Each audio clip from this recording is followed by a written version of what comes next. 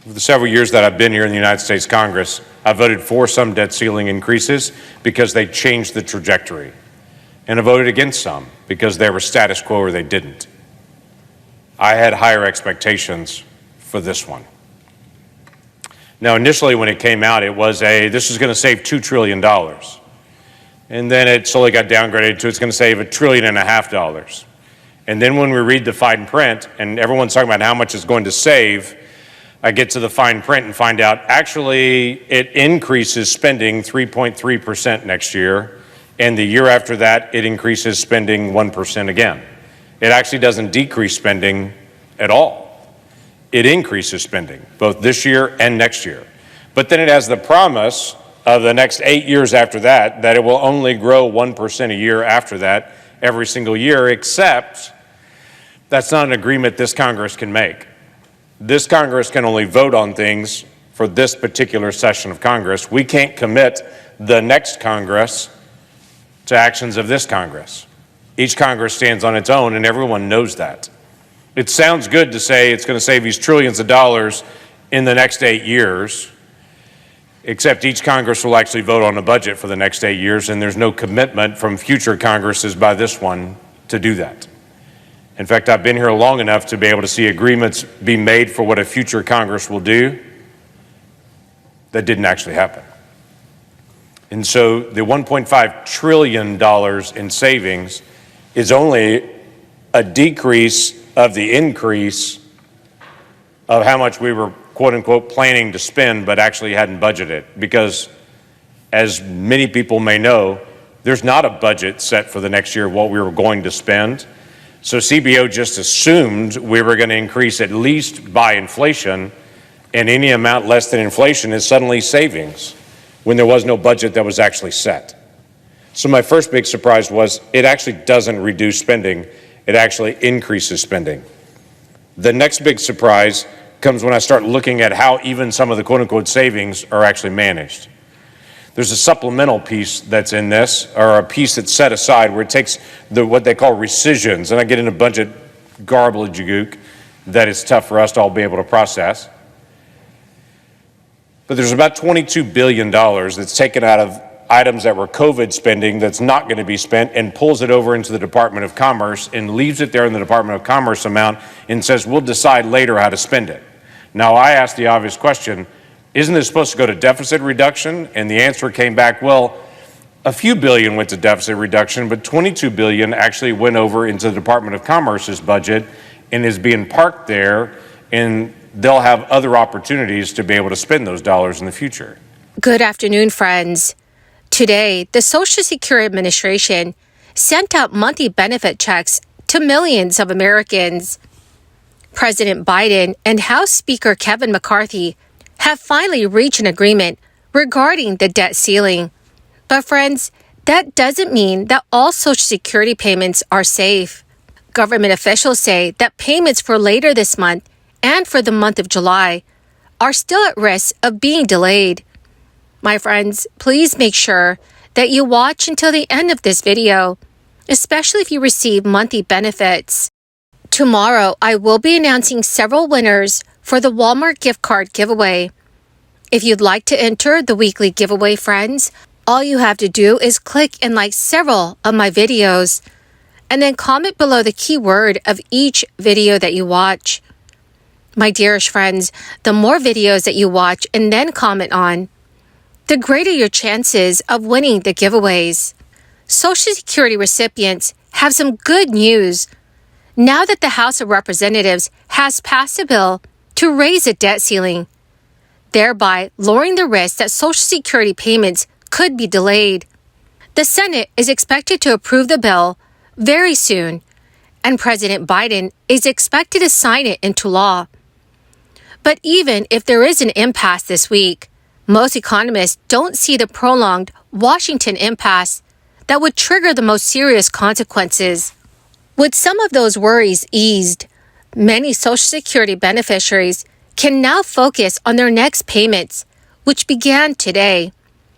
Some recipients, specifically those who receive supplemental security income, will receive 2 payments this month. According to the SSA, SSI beneficiaries will receive one check on June 1st and another check on June 30th. Because of a quirk in the payment schedule, SSI beneficiaries get two payments in March, June, September, and December of this year, while no payments are deposited in January, April, July, and October. The extra payment in June can be considered in advance for the next month.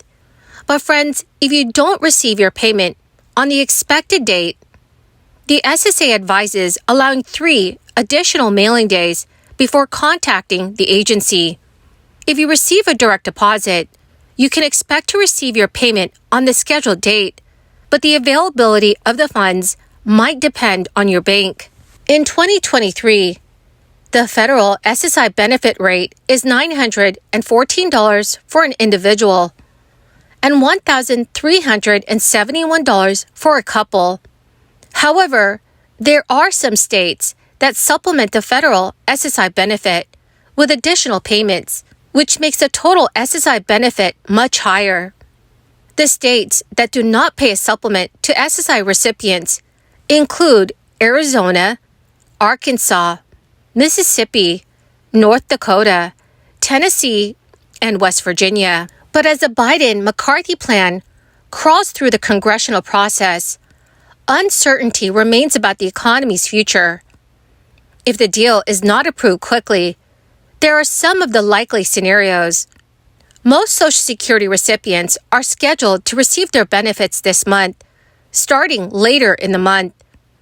Older recipients and SSI beneficiaries get benefits at the start of the month. Other retirees receive their payments on a schedule later each month, which depends on their date of birth. The director of policy at the National Committee to Preserve Social Security and Medicare told Yahoo News, "If this deal falls through or is delayed and a government default happens, it could impact those Social Security beneficiaries who are supposed to receive payments after the default date. Even if all we're talking about is a delay, you could end up with a significant hardship on a large number of people." Some Republican lawmakers have urged the government to set up a system where Social Security payments would be a priority as money comes into the Treasury. But Janet Yellen said that prioritizing would be difficult. A proposal by Representative Tom McClintock would create several tiers of payments.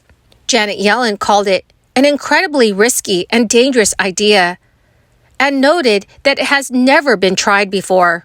There are other consequences of not passing the debt default in time. Moody's estimates about 68,000 jobs could be lost. Most likely to be affected are firms that rely heavily on federal workers and contracts, notably around military bases. Politicians have also warned that individual retirement accounts, 401ks, and other investment funds would suddenly be at risk of losing value.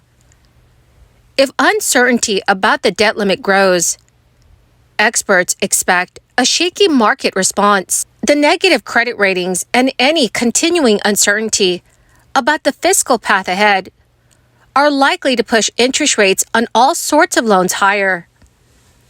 If a recession hits, the increase inches up to 3.9% this year and 3.1% next year, while the cost of borrowing money would go up and supplies could become tighter. Demand will also likely diminish, boosting incentives for sellers to keep prices stable.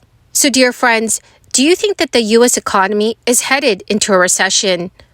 Please let me know what your thoughts are in the comment section below. Well, my magnificent and most marvelous friends, that is the end of my daily stimulus update video for this Thursday. My dearest friends, please know that I'll be announcing several winners tomorrow for the Walmart gift card giveaway. If you'd like to enter the weekly giveaway, all you have to do, dear friends, is click and like several of my videos and then comment below the keyword of each video that you watch. The more videos that you watch and then comment on, the greater your chances, my friends, of winning the giveaways. Thank you and have a wonderful and very blessed week.